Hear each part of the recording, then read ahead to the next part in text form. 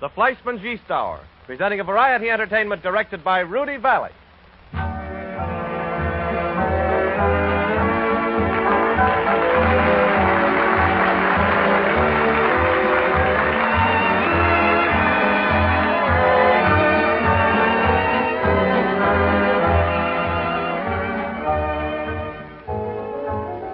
My time is your time. Your time is my time. Hi-ho, everybody. This is Rudy Vallee and Company. Tonight's cast, reading from left to right, Mr. Edmund Gwenn, star of J.B. Priestley's new comedy, Laburnum Grove. Master Freddy Bartholomew, the brilliant child actor who plays David Copperfield in the new film based on the Dickens masterpiece.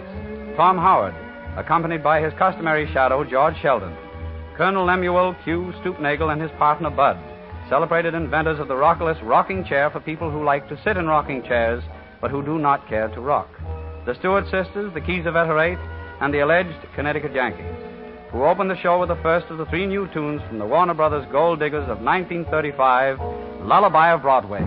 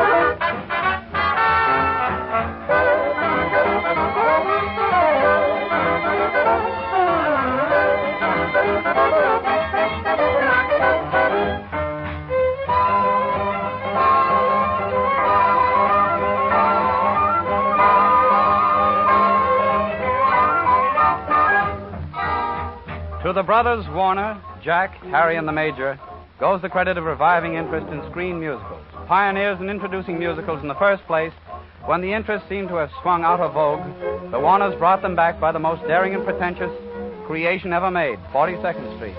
The fact that this type of offering is now firmly established is definitely attributable to the success of that extravaganza. It was followed by the first of the Gold Digger series, which in some ways topped 42nd Street. In one of the mammoth studio buildings next to the one we used to make sweet music, I watched Busby Berkeley alternately sitting in deep thought and actively directing the 1935 Gold Diggers. The songs of Dubin and Warren are among the best they've ever written. This is one of their greatest, and is called Lullaby of Broadway.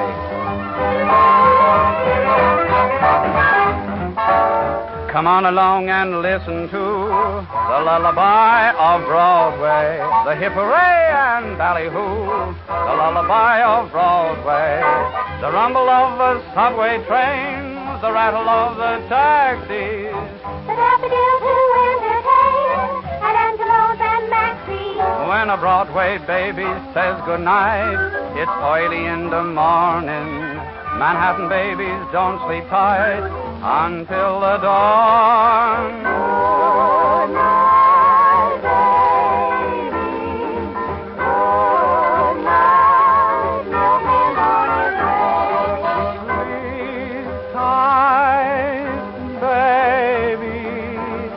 Sleep tight. Let's call it a day.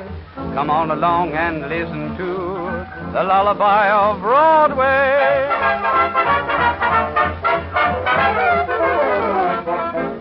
The hidey-ho and boop-a-doo, the lullaby of Broadway.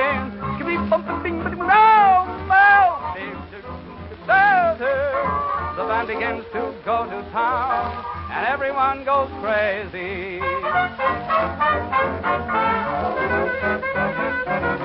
Hush-a-bye, I'll buy you this and that, you hear a daddy saying, and baby goes home to her flat to sleep all day.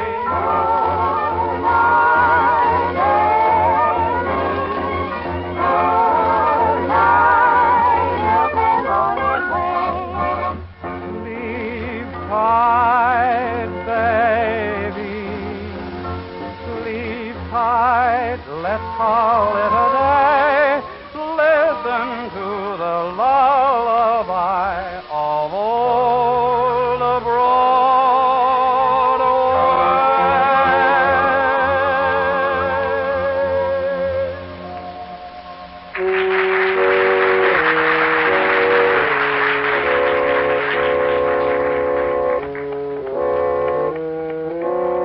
Sweetly solemn sounds announce, as you know, the presence in our midst of Colonel Stoopnagle and Bud, who have proven that radio comedy may be intelligent and also successful. Gentlemen, have a microphone. Thank you, Rudy. It is a distinct pleasure for the Colonel and me to have been invited to participate in this Fleischmann program. We have been staunch admirers of Rudy's ever since he first went on the air. Isn't that right, Colonel? Yeah, the Colonel can do but one thing at a time, so he can't answer because he's playing our theme song on the mighty gas pipe organ. There is the ending. And in a moment, the Colonel will be up to speak to you in person.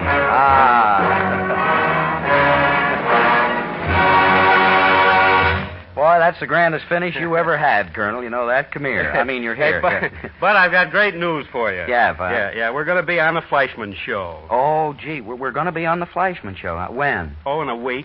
A week from when? Oh, in a week from last Thursday. Yeah? When would be a week from last Thursday? Let me see now. A week from last Thursday. That's tonight. Oh, boy, we're right on time. I thought we were late. Yeah. Say, you know, Rudy asked us if we would do three things in particular tonight, Colonel. The first is to report some more inventions. Mm-hmm. The next is to interview one of the little-known men of industry. And the third is do one of our dramas. Now, tell me, to begin with, have you any new invention? You know darn well I have. You were at rehearsal. Oh, that's right. Yeah, I forgot. My first invention is a new kind of a wig, Bud. You know, a toupee. A wig, huh? Yeah, with the hair standing on end. The hair stands on end on this wig of yours? What's that for? It's for bald-headed men when they're reading mystery stories. Oh, I see, yeah. But what happens when they're reading other kinds of stories, huh? Well, I say, what happens when they're reading other kinds of stories? Yeah. Then I have another new invention, too, Bud. It's a step ladder without any steps in it. No steps in the ladder, huh? No, it's for washing windows in the cellar. In the cellar. But even more peachy, perhaps, are my new patented eyeglasses with stripes running up and down, you know? Stripes running up and down? Yeah. What do you mean? Why the stripes, Colonel? Well, that's for bank tellers so they can recognize their friends when they see them on the street. Oh, well, I guess we better quit with that one, don't you think? Yes. Then I have a new kind of a mousetrap, Bud. It's a dandy. It catches horses. A mousetrap is for catching mice, not horses. Not my trap. My mousetrap catches horses. Well, then it's a horse trap, not a mousetrap. No, it's a mousetrap. Well, how come? Well, I don't want to catch any horses. You don't want to catch horses, huh? No. You want to catch mice? Who said anything about catching mice? Who ever heard of a mouse race? People go to horse races, not mouse races. A house and a morse are two different things. A house and a morse are two different... Yeah, I guess you're right, yeah. Mm-hmm. Gee, that knock came just in time. I didn't know how we're ever going to get to a finish of that mousetrap for horses business. Come in, whoever that was. Come in. Well, if it isn't Mr. Sneak Scribble. Say, we've been waiting for you, Mr. Sneak Scribble, you know, to interview you. Oh, Buzz. Hello, Colonel. Well, what's the business, Mr. Sneak Scribble? What's that for? I've just come back from writing on eggs. From writing on eggs? Oh, yeah, that's right. That's your business, isn't it? Yeah, I spend nearly all my spare time writing on eggs. Uh-huh. Yeah, only the other day you read in the papers where a farmer found an egg in his hen house that had writing on it. Oh, yeah. Yeah. I think I did see something about that egg, yeah. Mm-hmm. Mr. Sneak Scribble, what was that was written on it? The egg said, Prosperity, 1935, and you should have seen the farmer when he got a good look at it. Oh, I see. You hang around until you see the farmer read what you've written on the egg, Yeah, huh? it's fun to see his reaction. Once I wrote, stock market going down. Mm-hmm. When was that? Late in 1929, and look what happened. Yes, look. Do you do anything else besides write on eggs, Mr. Scribsneakle? Snake Scribble is the name. Oh, yeah, I have a sideline or two. I spend my vacation writing notes and putting them in bottles and putting the bottles in the ocean so people will find them and say, oh, I have found a note in a bottle. Oh, I see. Yeah, okay. Once I wrote a note and I put it in a bottle in the Gulf Stream way down in the Gulf of Mexico. The note said, Don't try to hide from me, honey. I know where you are. And it landed 5 years later in Iceland, and 500 Icelanders deserted the island. Yeah. So you can see why it is that I write stuff on eggs and in bottles. Yes. Well, Mr. Sneak Scribble, that's very interesting indeed. Yeah. I've often wondered who it was who did all this secret writing, and now I know. Yeah, it's me. Yeah. Well, by the way, are you thinking of any new ideas in connection with your line of work? Oh, yeah. I'm going to see if I can get a job erasing skywriting. Erasing skywriting. Oh, yeah, I see. You mean after an aviator has written advertising in smoke across the sky, it'll be your job to erase it, Yeah, huh? yeah. Wouldn't it be awful if all that writing stayed right up in the sky, you know? After a while, people couldn't even see the sun, and the sun is good for people, isn't it, Mr. Buzz? Yes, I know, but the wind blows skywriting away in only a few moments, Mr. Sneak Scribble. Oh, it does, hey? Well, so long. Well, so long, Mr. Sneak Scribble. So long.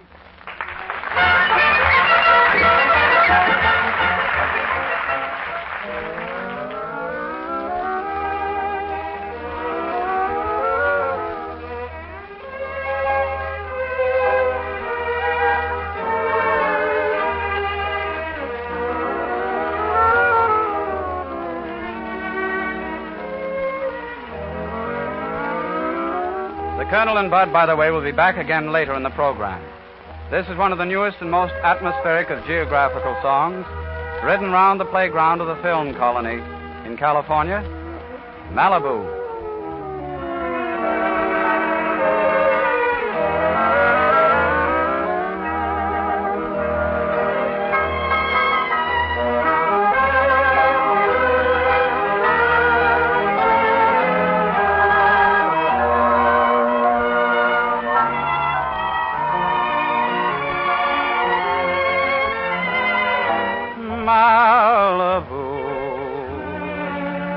Wandered hand in hand across the sand of Malibu, beside the silvery sea, just we two. The moon hung high above that night of love in Malibu. Each hour was heavenly.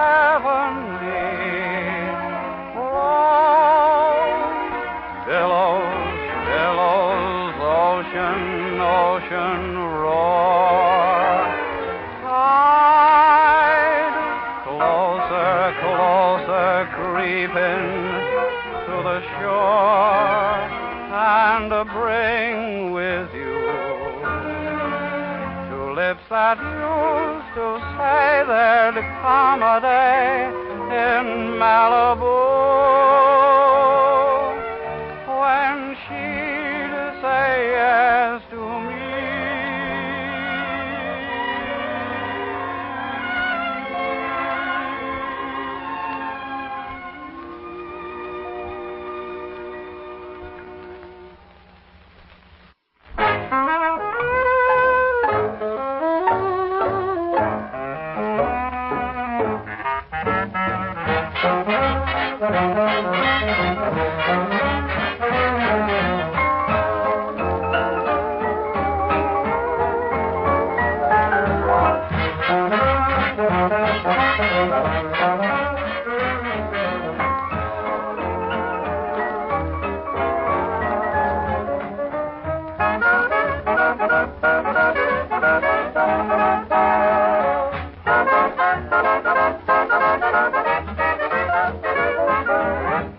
Powell is thoroughly at home in singing this type of composition, and he gives it an excellent lilt and treatment in Gold Diggers of 35. I'm going shopping with you.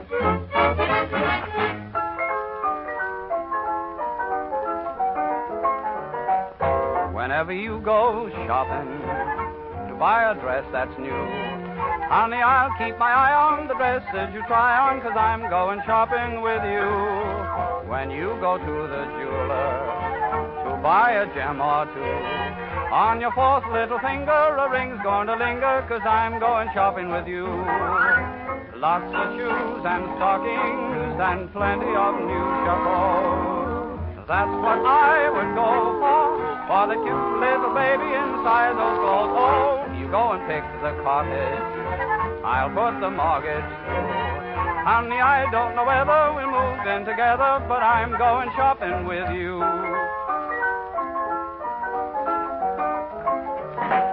I'm in the beauty parlor. They've got a lot to do. If they paint you the silly, they can't paint a lily, but I'm going shopping with you. Then I will go to the grocer's to buy an egg or two. You will bring home the bacon, or am I mistaken about going shopping with you?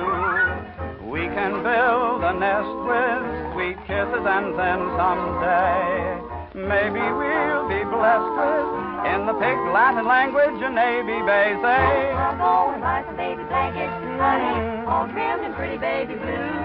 I'll be right there behind you, 'cause let me remind you that I'm going shopping with you in the basement. I'm going shopping with you. Bring your basket. I'm going shopping with you.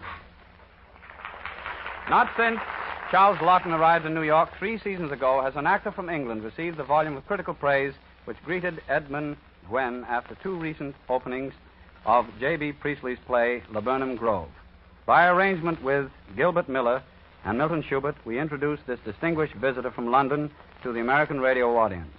Perhaps you saw Mr. Gwenn as Jess Oakroyd in the picture version of The Good Companions. In Laburnum Grove, he plays another of Priestley's jovial Britons, George Radfern, who commutes to Laburnum Grove from a wholesale paper business in the city. He is ostensibly a solid citizen. His ruling passion, we are led to believe in Act 1, is the fine art of growing tomatoes at home. Suddenly, however, we begin to suspect that old George is not quite what he seems, but we aren't altogether sure. Scotland Yard's Inspector Stack shares our suspicions, but he isn't altogether sure either. Here's the question. Is George Radfern a model family man, an expert tomato grower, a pattern of all the suburban virtues, or is he the head of an international criminal gang? Scotland Yard wants to know, and see if you can decide. As our curtain rises, good old George admits Inspector Stack, played by Reynolds Dennison, to the Radfern living room. Come in, Inspector. Thank you. Won't you take a seat? Thanks. Well, this is very interesting to me, Inspector. I've never had the pleasure of talking to anybody from Scotland Yard before. No, I don't suppose you have, Mr. Redfern. No, I haven't. I say, you must have an exciting sort of life, you chaps, eh? Different from some of us, huh? It's not as exciting as people seem to think. Oh. Most of it's dull routine and very long hours at that. Not many quiet evenings at home. Ah, that's a pity. Yes, Mrs. Redfern was telling me this afternoon that you like to be quiet at home with your greenhouses and so forth. Oh, my wife and daughter. They often laugh at me, They think I'm a very dull old stick. Still, I've known wives and children go sadly wrong about men and think they were leading one sort of life when all the time they were leading a very different sort of life. Is that so? Never struck that myself, Oh, you surprise me. If there's anything I can tell you, Inspector, I should be only too delighted. Though I can't imagine for the life of me why you've taken the trouble to come and see me. Trouble is nothing to us, Mr. Radfern, if the case is big enough. I can well believe that. For instance, there's a case we've been working at now for over 3 years. Really? Well, I call that most interesting. Over 3 years, you say? Yes, over 3 years. Oh. And no trouble and reasonable expense spared. Mind you, we'll win in the end. We can't lose. Well, I should hope not, Inspector. We taxpayers want to see something for our money nowadays, Well, sometimes we're very slow. Yes, but you're sure. Isn't that it? That's it, Mr. Radford. You see, for the last 4 years at least, there's been a gang. A very clever, well-organized gang who've been engaged in counterfeiting banknotes and treasury notes. No. Well, I wouldn't have thought that possible. Not in these days, Now, this gang operates here in England and also abroad, chiefly from Amsterdam and Brussels. Some of the notes are printed here, some of them there. Here's one of their notes. Really? Perhaps you'd like to see it. Oh, I would. Here it is. Oh, thank you, Inspector. Thank you. Well, upon my soul. If this is a fake, it'd take me in. It would really. Of course, I'm not an expert, I don't pretend to be. But I am in the paper trade. So I understand, Mr. Redfern. I wouldn't hesitate a minute to give anybody 8 half-crowns for this chap. Isn't it wonderful what they can do? The drawing, the figures, the watermark. Well, I never would have thought it. Surprising, isn't it? Mm. Oh, they're a clever lot. Oh, they must be. Yes, and they've been clever at getting hold of the right sort of paper. Yes. And with their engraving and printing. Mm. And with the way they distributed the slush. The slush? What's that? Slush. I don't know the slush. And the banks and the Treasury haven't given us a minute's peace about this case. But at last, we are getting results. Splendid. Yes, hundreds of little details that haven't meant anything much for months are now beginning to look like something. What, just like a jigsaw puzzle, eh? Yes, that's it. You see, it works like this. Oh? We come across a nice little nest of clues in, say, Birmingham. Birmingham? Well, now, that's funny. I was there only today. Yes. Now, amongst those clues is a name. Just one of several names in a notebook. Now, that name may turn up somewhere else. Perhaps in Glasgow. Perhaps in Amsterdam. Well, the owner of that name is perhaps passing himself off as a quiet, respectable citizen and businessman. And he thinks he's safe.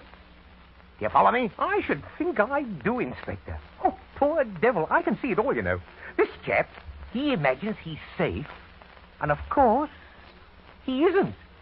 Because you've got a lot of evidence against him. Oh, yes, a lot of evidence. And, of course, it's solid evidence that wouldn't make you look silly if you took such a quiet, respectable chap into a police court. No, that's not quite it. Oh. Because in this case, we haven't bothered to pile up the solid evidence as yet. But we've got one or two interesting little bits. Would you like to hear them? I would, Inspector. Well, for example, we know that a member of this counterfeiting ring arrived in Glasgow from the continent on the 23rd of last month and was met by one of his confederates there. Oh. And we're pretty sure we can prove that quiet, respectable citizen we were talking about was also there in Glasgow on the 23rd of last month. Glasgow? On the 23rd of last month? 23rd, you said, didn't you, Inspector? Let me look in my pocket diary. Not that I was in Glasgow myself, you know. As a matter of fact, I was in Newcastle. And so was the man from the continent. Not in Glasgow at all. That was a little trap, and you walked straight into it. Did I? I'm afraid I don't quite follow you there, Inspector. You're a bit too sharp for me, I expect, eh? I shouldn't be surprised. No, what I was going to say was I remember the 23rd of last month. Because our bowling club here had its annual outing that day. You know, up the river first, then finished off at the Palladium, and I was with them. Oh, about 20 of us there were. Yes, that's what I was meaning, you know, Inspector. Now, isn't that what they call an alibi? Well, you know, Inspector, if I was that man, and you were silly enough to rush me into court, well, that's the sort of thing, an alibi like that, which would make you all look very foolish, I imagine. Wouldn't it? Of course, not that I know anything about these things. Well, not really, you know, but I've read an awful lot of those detective yarns. Now, listen, Redfern. If you were that man we were talking about, you know what I'd say to you? I can't imagine. I'd say to you straight. We know you've been in this, but as yet we can't prove it. Though sooner or later we'll be able to prove it. But as the case has dragged on long enough and we want quick results, don't wait like a fool till we put you in the dock when nobody's going to have any mercy on you. Tell us all you know now. Help us clean the whole thing up, and we won't even try to prove anything against you. Well, of course. Of course, Inspector, I can't answer for this man. Make an effort and try. But still, I fancy that, well, the very first thing he'd say to you would be, you're bluffing. And you know what I'd apply to that? Just to show him that we weren't bluffing? No. First, I'd simply give him two names. Peter Corderman and William Fraserly. No bluffing there, you see. We know about Corderman and Fraserly. You know, Inspector, this is as good as any film or detective tale to me. It is really. In fact, it's better. It's a treat. Oh, I say, do go on. Tell me some more. Now, listen, Redfern. Let's drop this nonsense and talk straight. Go on. You're in this counterfeiting game. I know damned well you are. And you know that I know. That's straight talking, isn't it? Oh, I don't know whether it's straight or not. It seems to be very offensive talking. Well, here's some more. Now, we want convictions, of course, but what we want even more than that is to break up the gang as soon as possible, because the banks and the Treasury are at us all the time. Tell us all you know now. Put the game into our hands, and we'll forget about you. And you know what it means if we don't forget about you. Let me know this. It's my first offense, and I didn't know any better humbug for you. If you do find yourself in court, you'll get as much as the judge can give you. And that's plenty. Now, what do you say? This is what I say, Inspector Stack. My name's George Redfern. I'm in the paper trade. I can prove it. I live at Ferndale, Laburnum Grove, Shooter's Green. when I'm well known as a decent, respectable citizen and a householder. I've been swindled myself in my time, but if ever I've injured any man, woman, or child in this country, then it's news to me. And you haven't enough evidence against me to take me as far as that door. And you know it. Give me a bit more time, and I'll take you a lot further than that door. Oh? Well, talking of doors, Inspector, that one on your right's in very good working order. Well, that's that. However, perhaps you'll find me at your door again before long. Oh, I do hope so. And thank you so much for calling this time. I've enjoyed this, you know. It's been a real treat to me. Oh, something to tell my friends about, this is. Good. Any friend of yours, Mr. Redfern, is always interesting to me. Oh, that's very nice of you. You wouldn't like to take me round and introduce me, would you? Oh, I shouldn't think that would be necessary, Inspector. What, must you go? Oh, well, good night, then. Let's see, this is your hat, isn't it? The hard one. Yes, that's it. Well, can I get you a taxi? No, thanks, I'll walk. Oh, well, good night, Inspector. Good night, Mr. Good night. Redfern. Good night. Good night. Oh, Mother. Yes, George? Mother, come in a minute, will you? Well, has the inspector gone? Oh, yes, he's gone, dear. Mother, do you remember all that stuff?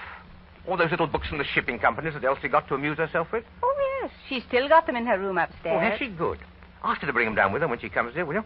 I've been thinking we all might take a little trip, Sort of get away from what Elsie calls this suburban stuffiness for a time, eh? Really, George? Could we? A sea voyage? Oh, yes, dear, yes. It would have to be a sea voyage. But, George, what about your tomatoes? By Jove, you're right, dear. I couldn't very well leave the tomatoes, could I, eh? No. Oh, no, I couldn't. You couldn't do that.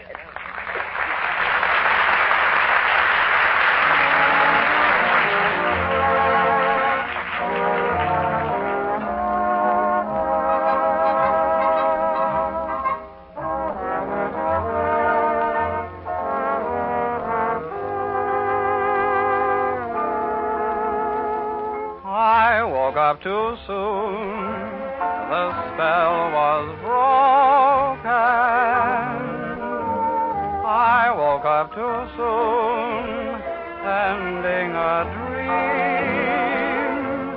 You were so beautiful, so wonderful, and so divine. There was such tenderness in your caress. You were almost mine, almost mine. I woke up too soon.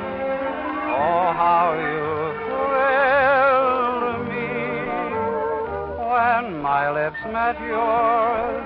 'Twas heavenly. We sang to the stars, we danced on the moon. The world was a year of June nights. Make my dreams come true, my darling. I woke up too soon. This is the Fleischmann Yeast Hour, broadcast from the Variety Theater in Radio City under the direction of Rudy Vallee. Rudy presents Stoopnagle and Bud, Edmund Gwenn, Freddy Bartholomew, and Tom Howard. Introducing acts on this program, we always try to avoid hackneyed phrases. There is, however, only one way to tell you why Tom Howard is playing a return engagement here this week. Tom is back by popular request. The argument continues. In this corner, George Shelton, and over here, Tom Howard.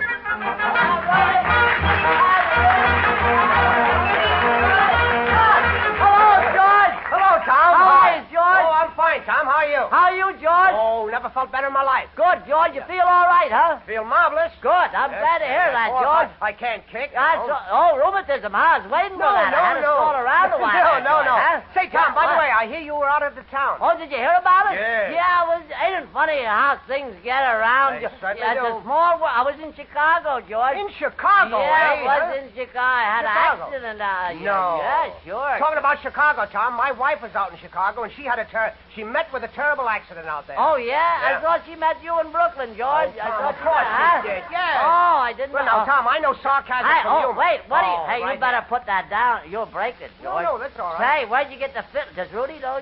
Rudy, you better take that off that fella. Don't huh? be silly, Tom. I What? play this. This is my own instrument. You what, George? I play the fiddle. Why, George? Why do you... Why? You What do you... mean- Look at that. That's a nice 200 years old, that our violin. Yeah, it looks as good as a new one, George. Well, It's, naturally. Yeah, it's the good. older it is, the sweeter it is. Oh, yeah. Like the sweeter, the bone, the nearer the meat. Well, yeah. something like that. Keep the doctor away. Yeah. I heard. Say, you get much money for playing that? Get much money? Yeah. $500 a week, Tom, for playing Oh, that. George, don't be modest. $500 $500 a week. for putting that under your chin? Yes, sir. And going like, how much does the piano player get over there, George? Oh, well, he only gets $250 a week. Is that all? Why don't he put it under his chin, George, to get the other 200? Wait a minute, Tom. You don't put a piano under your chin to play it. How do you know how I play a piano? All right, What do you right. play on that, George, if you did? If I did, I'd play anything on this, Tom. Oh, no, you couldn't play anything. Yeah. You can't play pinochle on No, it. of course not. There No, you are, no, George. no. You couldn't No, do Tom, that. I mean I play numbers. Oh, numbers. Play any number you want. What number would you like to hear? Number 6. Number- You know number Oh, 6. no, Can you no. play 7, 8, 9, 10? Wait a minute. What's the matter with you? Are you crazy? I don't know. The jury is still out, George. Oh. What other thing do you know? Wait on a minute, that, Tom. George? The whole trouble with you is I don't think you know what music is. Oh, what are you talking about? When I was 2 years old, I used to play on the linoleum, didn't I? Yes. Well, how do you play on the linoleum? I just sat on it. I don't know. George, you play on the... No. All right, Tom. What? Tom, what is music? Oh, music? Yeah. Why, music is, when you...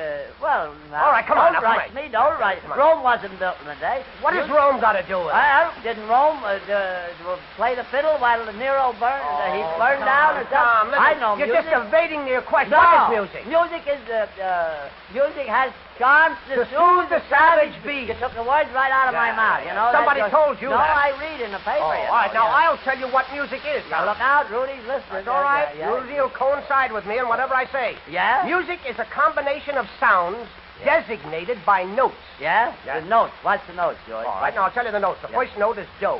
First note is do. Yes. Well, The that's... second note is re.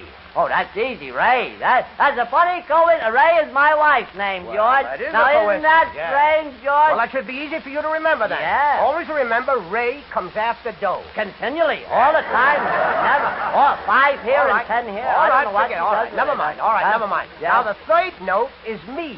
Yeah, third note is you, George. Yes, what? That ought to be... What'd you say? I say the third note is you. No, the third note is not you.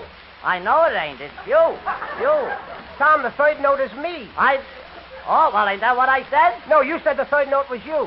I don't want any credit for the note, George. You can have the note. I don't interrupt. Tom, listen, didn't you just say the third note was you? George, I didn't say the third note was me. That's right. What? The third note is me? Yeah? Oh, the third note is me? Yes. Oh, there's where the trouble is, Certainly. George. Huh? Misunderstanding, that's all. Yeah, that's all Yeah. misunderstanding. Yeah. I thought the third note was you. No, Yeah. it's me. It's you. George, now, wait a minute. Now, listen. We're getting on an argument All right. there, George. All right, Tom. You're All right. getting What's an the matter argument. now? What's the You matter? just said the third note was me. That's right. But just now you say it's you. I never said it was you.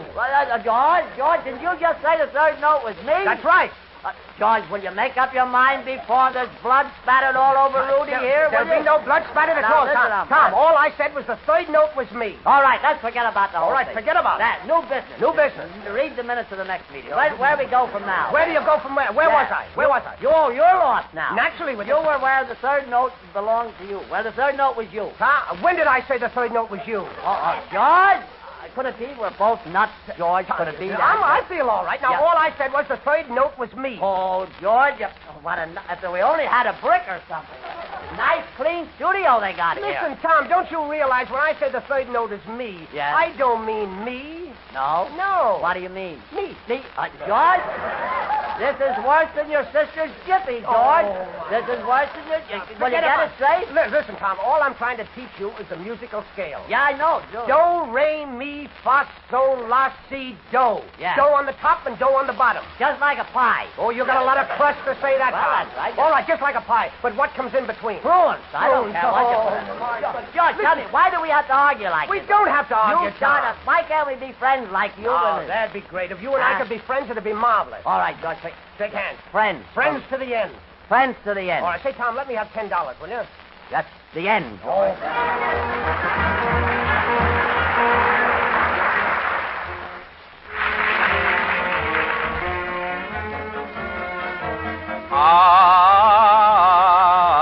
She was a charmer of snakes. C-5-4-5, he was a trainer of animals. Animals, she had the face of an angel. She had the heart of a saint. He had the smile of a devil and a heart as black as paint. He paid his addresses to win her caresses, and that's what he finally got.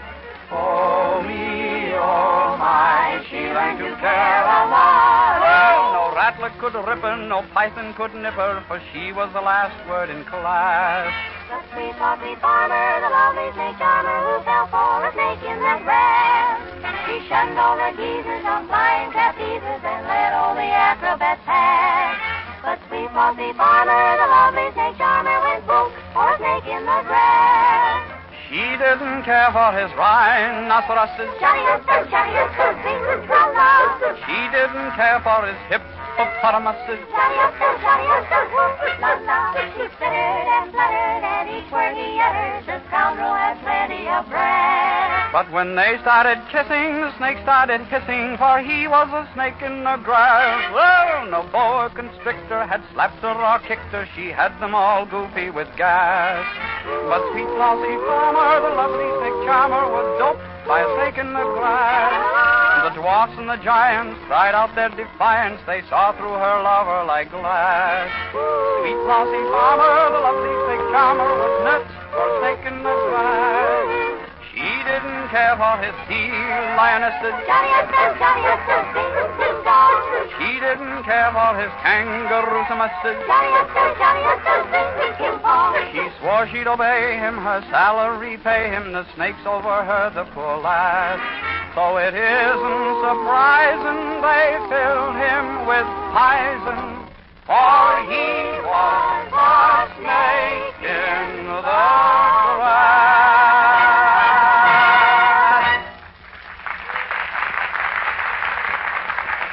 Hollywood has made a picture version of David Copperfield with all the loving care Charles Dickens himself could desire. Hugh Walpole made the adaptation. A score or so of stars are part of the cast. More than a year was spent in preparation. But the thing most people are going to talk about and remember is the charming English child who plays David during boyhood, Master Freddy Bartholomew. Freddy is seeing New York this week. He's in our audience tonight. I have the permission of his aunt and his teacher to introduce him to you. I want you to meet Freddy Bartholomew.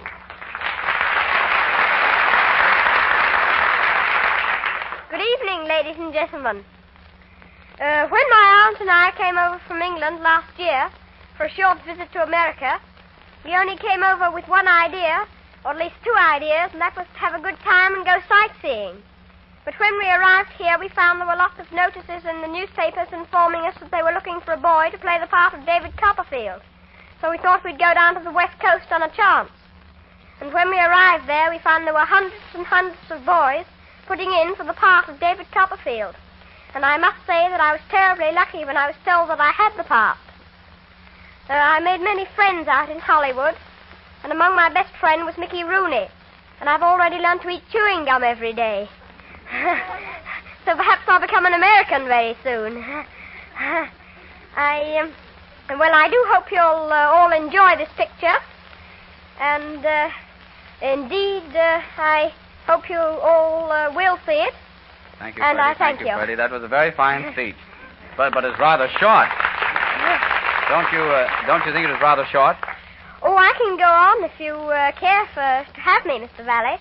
I've got rather used to making speeches, you know. So have I, Freddy, but I don't really like doing it, do you? Well, I suppose I don't, really.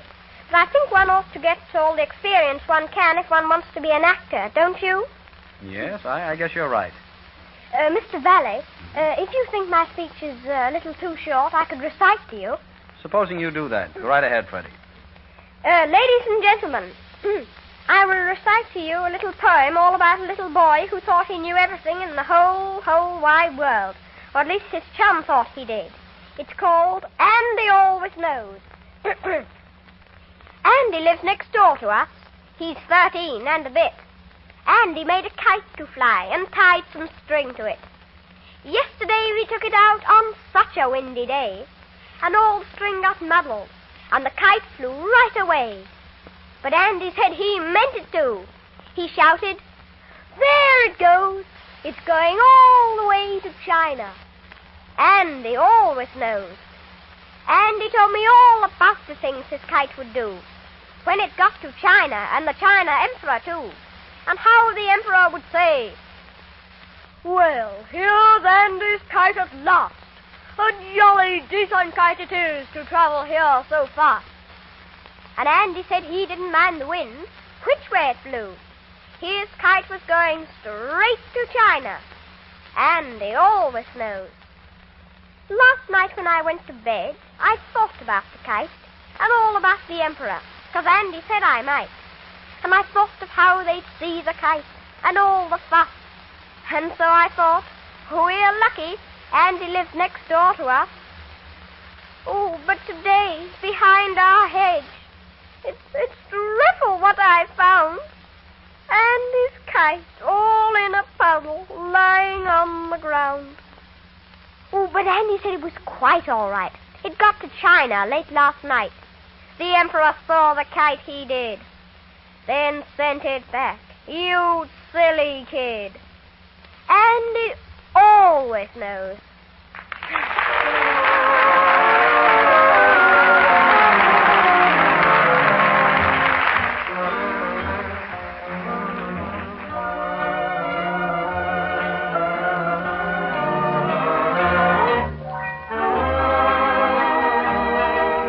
The Waltz, the third song from Gold Diggers of 1935.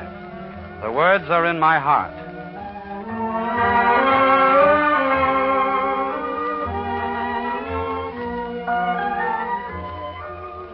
In my song of love, the moon above makes the music, the words are in my heart. My lips may be afraid to serenade you tonight, but the words are in my heart. Roses red in rhythm are swaying, and like my heart they're tenderly saying, "My dear, I love you so," and even though I can't say it, the words are in my heart.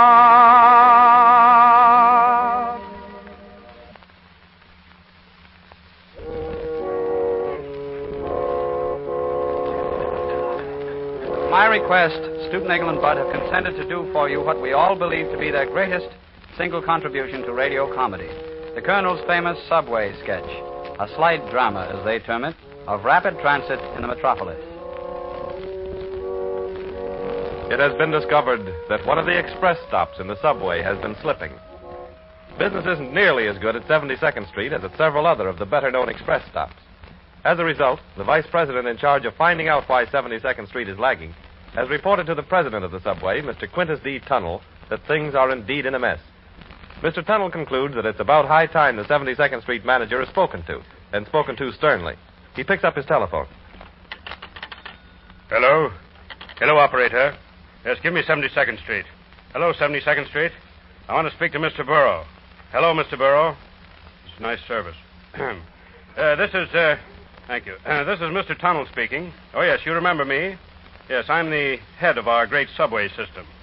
I wish to chide you, Mr. Burrow, because I find that your business at 72nd Street is doing very badly. What seems to be the trouble over there? This is Mr. Burrow speaking. What was it you wanted? Yes, I was saying that I was wondering why 72nd Street isn't taking hold the way some of our other stops are. 81st Street, for instance. Oh, hello, Mr. Tunnell. How are you? I'm fine, thanks. And you? Oh, I'm pretty good, thank you. That's fine. Well, I'll tell you, Mr. Tunnell, we've been sort of up against it here at dear old 72 lately, if you'll pardon the slang expression. So many of our people have been in Miami and Palm Beach and stuff, you know. Yes, that sounds like a cock and bull story to me, Mr. Burrow. Our other stations are all affected by this trek to the southward, too. Yeah? But Times Square, for example, is doing a land office business. And as for Grand Central, phew. Why, your last report from 72nd Street showed 7 less people for the week of January 24th than for the previous week. Think of it, 7 less people. For shame on you. Well, gee, I can account for that, Mr. Tunnel. You remember the Van Peister family, don't you, who live at 72nd and Park Avenue? You remember? Yes, seems to me I remember them, Burrow, yes. The oldest daughter, Imogene, dyes her hair. Yeah, that's the family, yeah. Well, I understand they all left last week for crawling on the Hudson, and they won't be back until after St. Valentine's Day. They won't, eh? No, that would sort of account for the 7 less passengers the week of the 24th. Yes, your voice is breaking a little. You're telling me. Yes. Yes. They always used your station for going downtown, the DePeisters, didn't they? Well, Mr. Tunnel, I can't truthfully say always, because I caught them using the 81st Street subway station one morning, but ordinarily they use our facilities here at dear old 72, you betcha. Yeah? Well, we have a problem on our hands. Well. Yes, I, too, was saying well myself, only this very morning, Mr. Tunnel. You worry. Huh? Maybe our slogan is wrong, huh? Huh? I say maybe our slogan is wrong. How is it that our slogan goes again, Burrow? How is Well, it says, come, use the 72nd Street subway. The deuce with using the others. Yes, that's very catchy, don't you think? Yes. I thought it sort of like it. But see, seems to me I'd change that deuce in there to Dickens if I were you. Well, I like Dickens better, too, I think. Yes, read the slogan again with the Dickens in instead of the deuce, and let's hear how the new version sounds. All right, sir. Come, use the 72nd Street subway. The Dickens with using the others. Say, that's peachy, isn't it? That's much better. Yeah. Certainly. Now, let me see. In addition to changing the slogan, Burrow, I think I would continue your personal calls on the customers in your territory. Yes, Cap sir. of that territory? Yes. Yeah? Ferreting out the laggards and anything else you can think of. Well, believe you me, I ferret out a mean laggard, Mr. Tunnel. You do, eh? Yeah, I got some ideas of my own, too. Well, just keep your finger on what's going on, Burrow. The passengers at 72nd Street must increase in number, or else I'll have the subway trains go right by your station entirely. And then where would you be? Oh, goodness only knows, Mr. Tunnel. I guess it would be the poorhouse for me. I'd hate to think of my future. I showed promise once. Oh, come now, Mr. Burrow, old man, brace up. Everything'll turn out all right. Yes. See here now, you have me sobbing, too. It's just for the good of the subway, old man. It's all just for the good of the subway. I'll go in there and fight, Mr. Tunnel. You just bet your boots I will. You can count on me. That's the spirit, Burrow. Now brace up and be a man and give me some results. Well, I'll give you results, all right, Mr. Tunnel. Some results. Yeah. Well, goodbye. Time passes by. We hear another telephone conversation.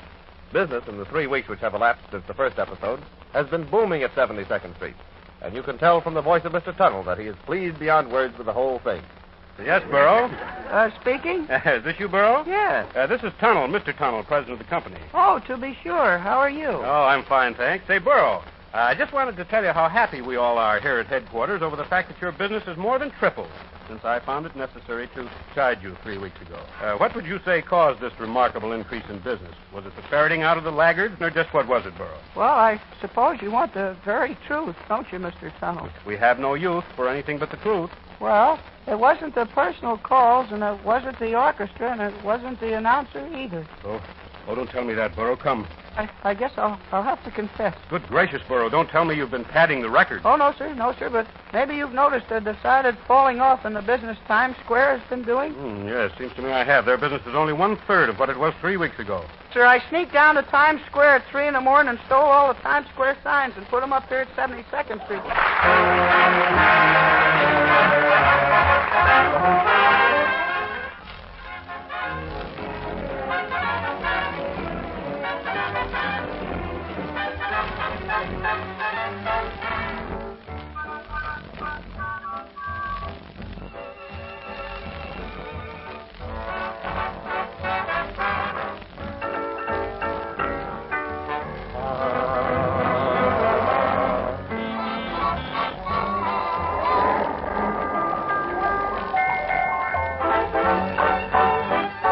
Broadway baby says goodnight.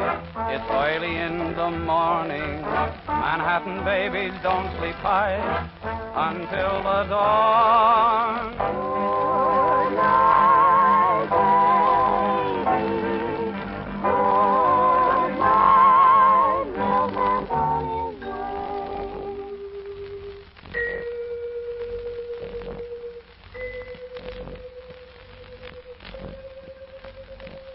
I woke up too soon. Oh, how you thrilled me. When my lips met yours, 'twas heavenly. We sang to the stars, we danced on the moon. The world was a year of June night. Make my dreams come true, my darling. I woke up too soon.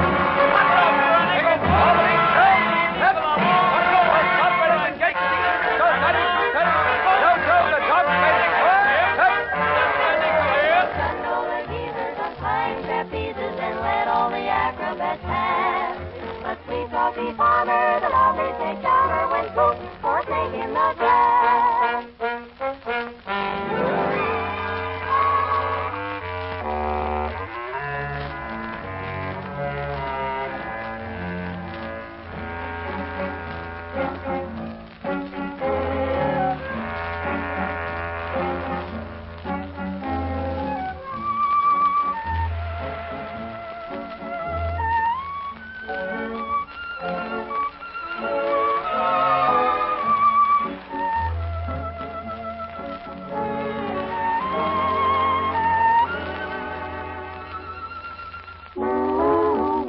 To take a walk. We'll visit new places, new lands, and new faces the day we quit punching the clock. You go and fix the cottage, I'll put the mortgage through. On me, I don't know whether we'll move in together, but I'm going shopping with you in the basement. I'm going shopping with you, get your basket. I'm going shopping with...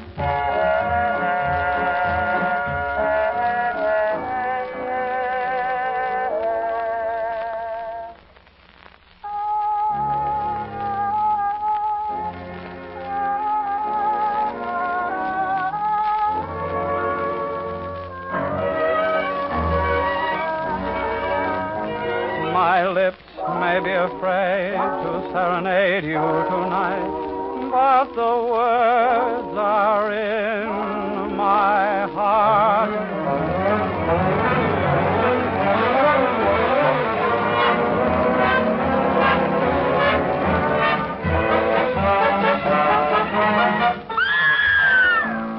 Broadway rhythm, I got rhythm, Broadway rhythm. Broadway rhythm, Broadway rhythm. Come on along and listen to the lullaby of Broadway, the hip hooray and ballyhoo, the lullaby of Broadway, the rumble of the subway train, the rattle of the taxis.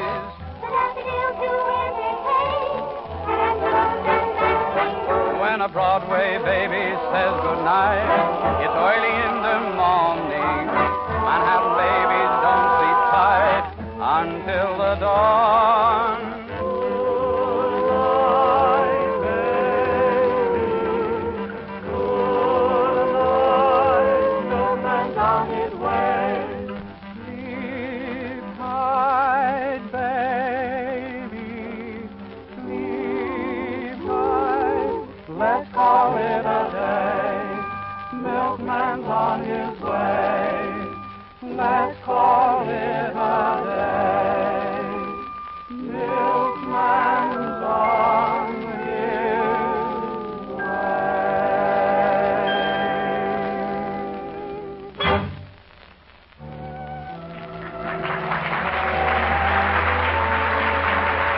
Next week, the Fleischmann G-Star presents another variety show with another interesting cast. This is Rudy Vallee bidding you all good night. This is the National Broadcasting Company.